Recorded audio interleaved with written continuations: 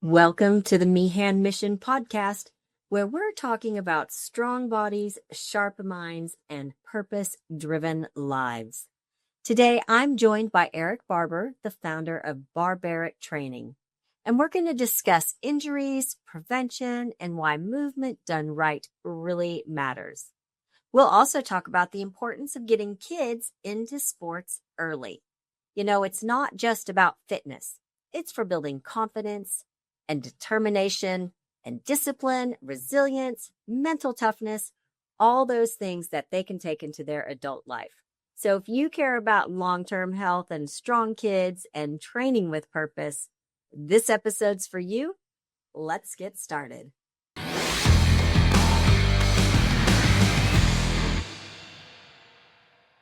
Well, hello, everyone, and welcome to another episode of the Meehan Mission Podcast. And if you don't recognize him yet, it's Eric Barber, the best online personal trainer that there is. And I really wanted to bring Eric back on just because, you know, it's 2026. A lot of us have started those New Year's resolutions on, one of them is getting fit. And we talked about you need things for your resolutions. You need a goal, you need a guide, and you also need to never give up.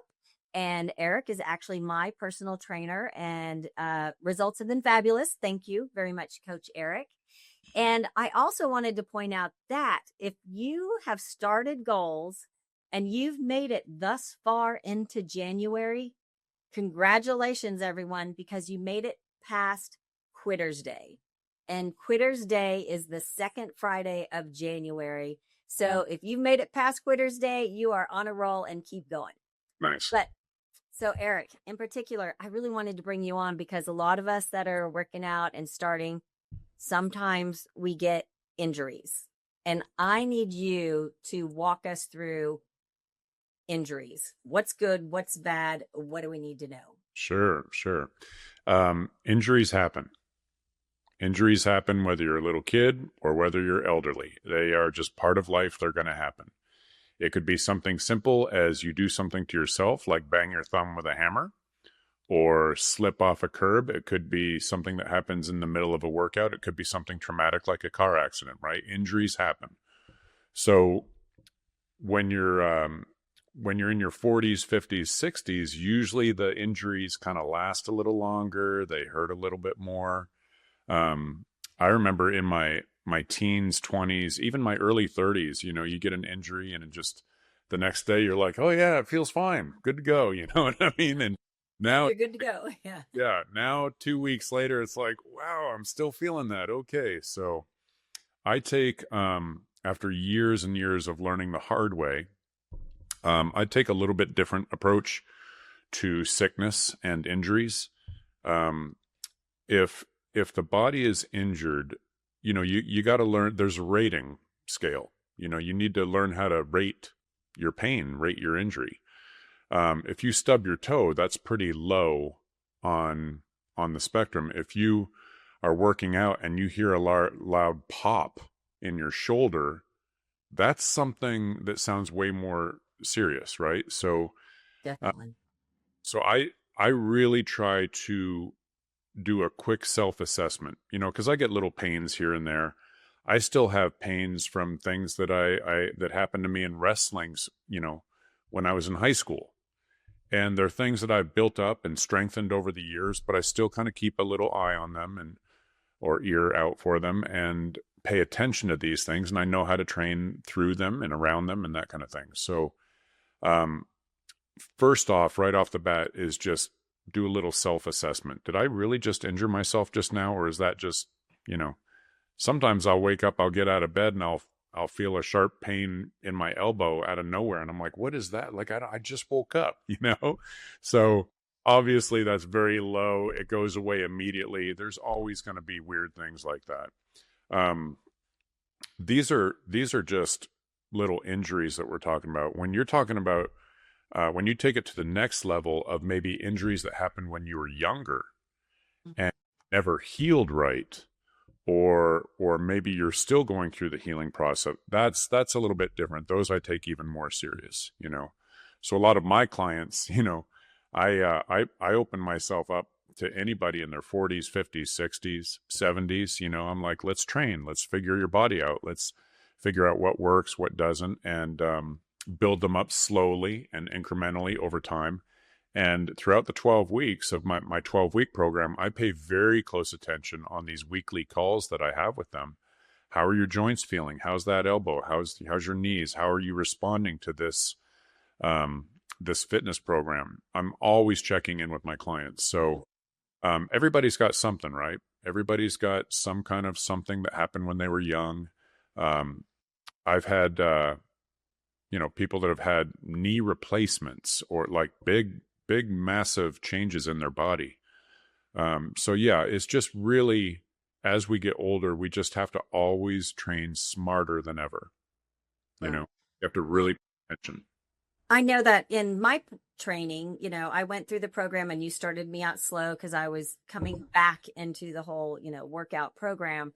And, the other day I tweaked my knee a little bit. And so, it's just been a little sore.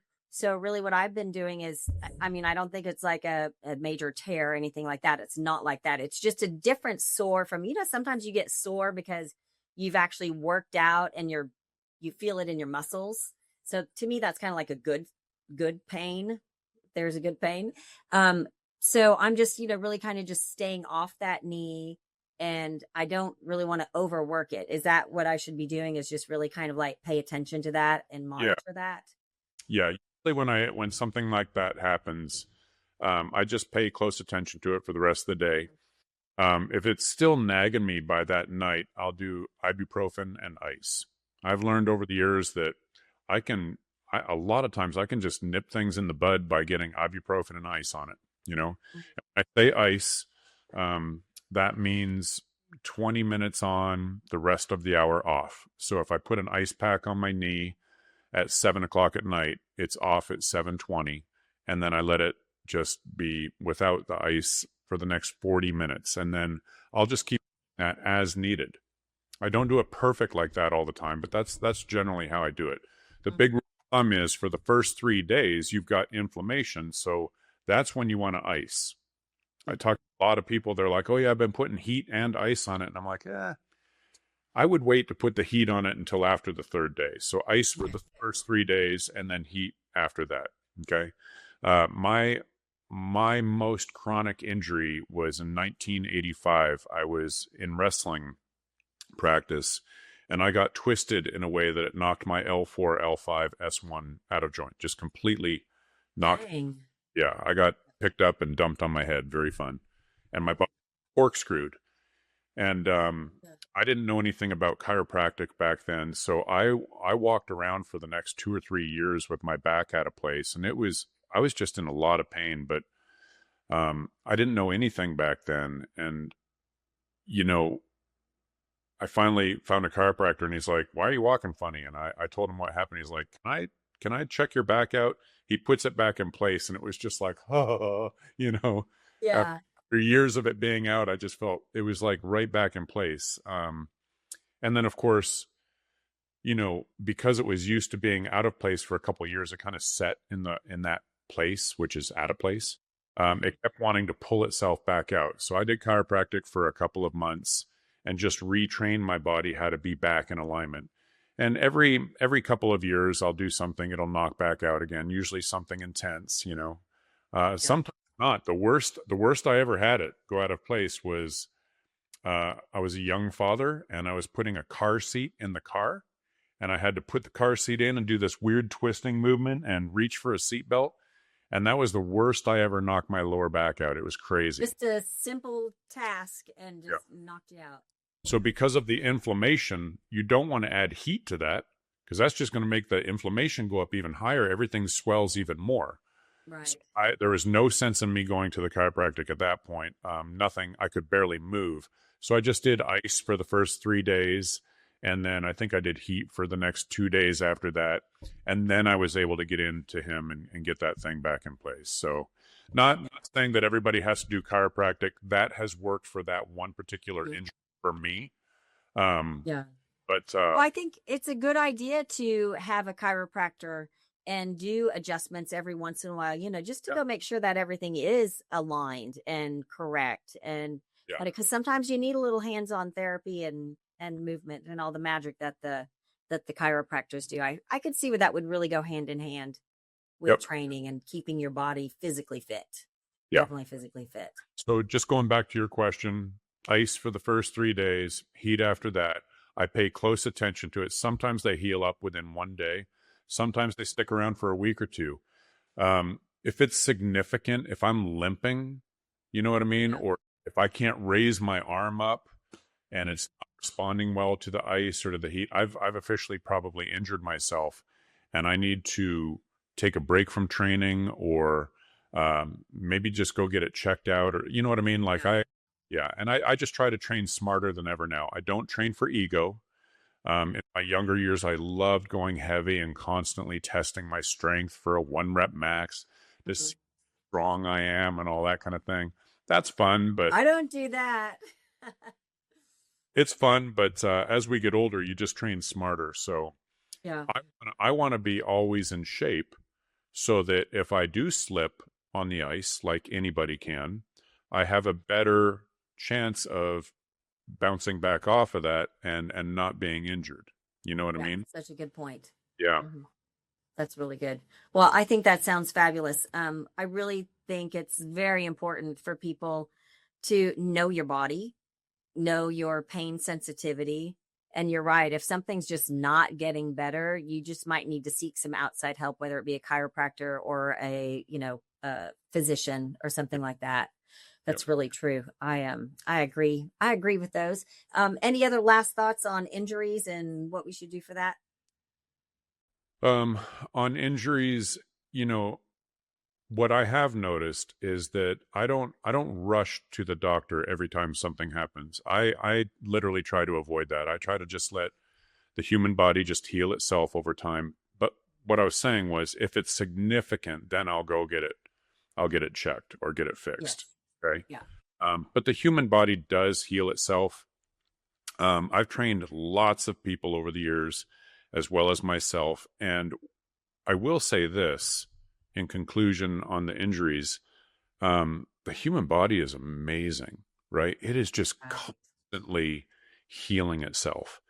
And let's say I pull a calf muscle, tweak my calf really bad, right? Like I'm limping for a while. I know that it's muscular, it's not in the joint. That means I've got to wait about 2, 3 weeks, maybe 4 weeks for it to just calm down and heal on its own. There's nothing that a doctor can really do when you pull your calf muscle, right? Right. So, so what I've learned over the years is that if I continue training upper body, maybe quadriceps and hamstrings, leave the calf alone, there's something about continuing to work out, but letting that one body part rest. And there's something about when you work out, it actually promotes healing. It promotes a faster healing. Yeah. Well, you're still have the circulation going and Yes, blood flow. there's documented studies that say if you continue to work out your body, break it down, build it up, which is the process of working out. We break our muscle down and in the next 24 to 72 hours, it builds back up stronger, harder. It actually helps speed up injured areas. So I've seen that countless times over the years, you know. So just because I get an injury like that, I'll still continue to train. What I won't do is train through the injury. That's madness. I see people sadly do that all the time. Okay. Yeah. They'll You're just going to create more damage. it becomes chronic at that point. Yeah, you've got to leave that area alone. So that's injuries. Sickness, I take a very similar approach. If I'm sick, I don't go to the number one, that's just Very good point. that's just Yeah. respect. I don't care how good your goals are and how you haven't missed any workouts in the past 2.5 months. When I get sick, I'm talking sick, right? Yeah. Uh, I do not go to the gym. Number one, it's respectful because then I can pass it on to other people, and then you've got a gym full of sick people, right? Yeah. How often do we see that? I see that all the time. One person will come in and work out, they get their germs all over the thing, and next thing I've got 5, 10 people out because they've all got the same sickness. You know what I mean? So just stay home. Let yourself heal. Go through the process of healing. Your body is trying to heal. The problem is when you're dealing with competitive athletes, you know, maybe they're training for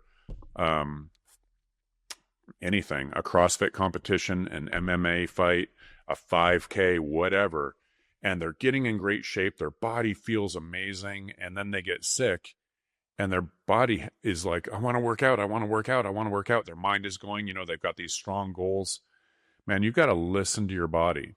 You've got to let it heal. Otherwise, you're going to take that 1 or 2 week long sickness and turn it into a month or two of being sick. Right.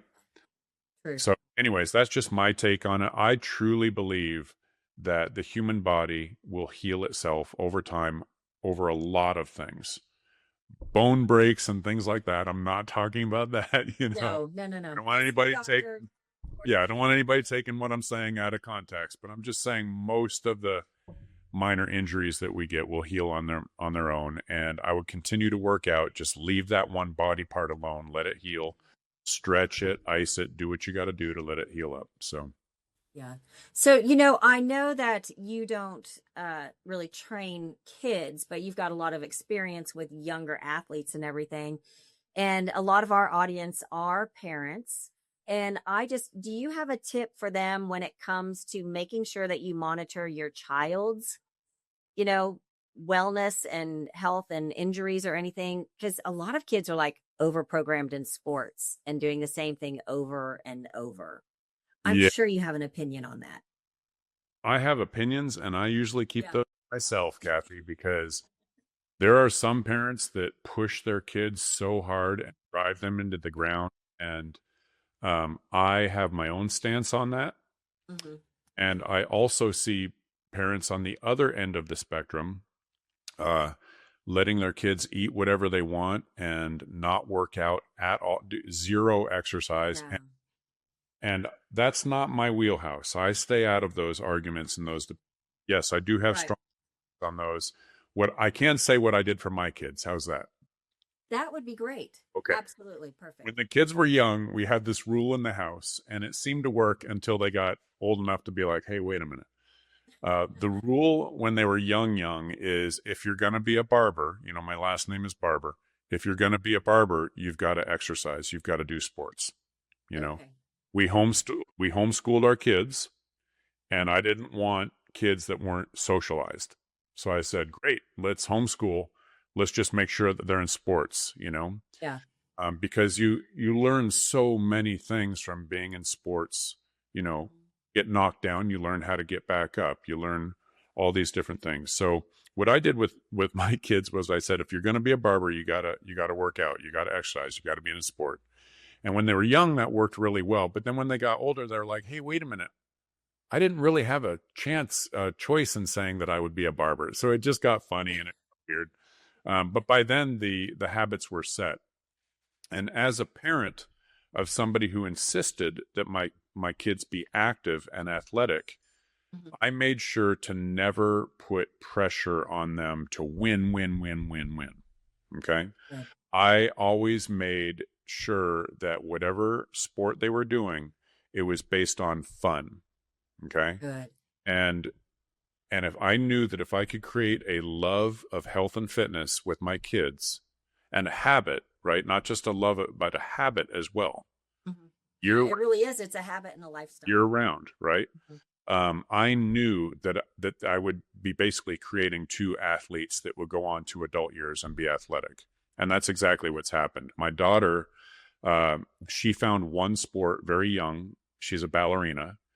And for, I don't know how many years she did that, 12 years, 15 years. I don't know. She was a ballerina.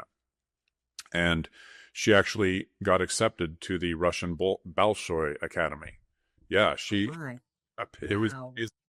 it ended up not being for her, and she took herself out, and but it was interesting to watch her do that. She loved going to practice. She loved going to those ballet. Which is so important. Your child will find what they love, because you're right. You don't want to push them into it. And if it's something that they love and they enjoy going to it, I mean, what a beautiful thing. Yeah. Mm-hmm. My son, the exact opposite. He never took to one sport, not one. So I said, no problem. Let's just be in a sport every season. So baseball or soccer, wrestling, every single sport that came up, I would say, or every season that would come up, I would say, hey, what do you feel like doing this time? Mm-hmm. Here's your options. And he would pick one. And he was an interesting kid to watch because he never took to any of them with the passion that my daughter took towards ballet. So he just became really good at everything. He's my jack of all sports. That kid can pick up a racket. He can pick up a soccer ball. He can adapt to anything. He's amazing, right? So is Sophia, obviously making it to that professional level, but it was cool watching both of those kids find their own way. All I cared about is let's keep it fun. Let's keep it fun. Mm-hmm. Let's keep it fun, and let's keep it going. Let's keep it going. Yes, and love that. Throughout all of the years with my son, especially, he would get really, really good coaches in certain sports. And then every once in a while he'd get a bad coach. And I got to teach my son how to still receive coaching through bad coaches and that kind of, so what a life lesson. Yeah, it was really cool. And to this day, he can go in, he can recognize good instructors, bad instructors, and he knows now but just wound up with a really respectful, coachable athlete, Yeah. Both of my kids, after they moved out of the house, they both found Brazilian Jiu-Jitsu, that's big in my family. Which blows my mind. Yeah, they're coming up on their brown belt soon. They've been doing it for 7 years. I'm just like, wow, kids. And they do it all on their own, and they still ask me to do their programming for their gym workouts. It's so cool. So anyways, that's great. That was my roundabout way of not answering your direct question. Well, but it actually turned out even better because it just shows the importance of instilling good traits while they're young, focus on health and focus on movement. And there's not only do you learn the physical benefits of it, but there are so many things just being in group sports or, how to talk with different coaches and be trained and all of that. I mean, I just really find that, keeping kids involved in some sort of a physical activity, it just like the possibilities and the benefits that they will take on into their adult life is just endless, priceless. It's absolutely priceless. In conclusion of that, I think that advice for parents would be the younger they are, the easier it is to mold them. It's hard to start with a teenager who's 16 years old and has been allowed to sit on the couch their whole life when they get home from, that's hard, right? That would be that parent would have to get really creative about finding something that would get them up off that couch that probably both of them should probably do together. You can't just tell the kid, hey, get up and start doing something with your life. It needs a different approach with a kid like that. When they're younger, they're flexible. It could start, let's say that you don't love working out at the gym, right? Or let's say you live in an area that doesn't have a lot of sports available, right? Come on, family. We just had dinner. It's time for us to all go take our family walk together. You walk. Yeah, simple. You walk 15 minutes in one direction. You walk 15 minutes back. That's 30 minutes of the family walking together.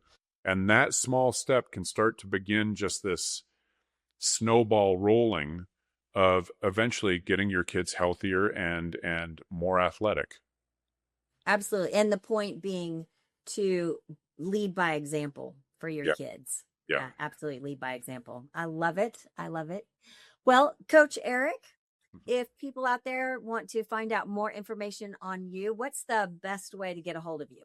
My website, www.barberictraining.com. It's my name backwards, so it is a misspelling. Barber Eric, Barberic, Barberic, training.com. On there, I've got my Instagram, Facebook, all that good stuff. That is great. Well, I appreciate you taking time to come out and educate us on things, and I'm sure we'll be seeing you again soon. Thank you. Love it. Thank you. Bye-bye. Bye.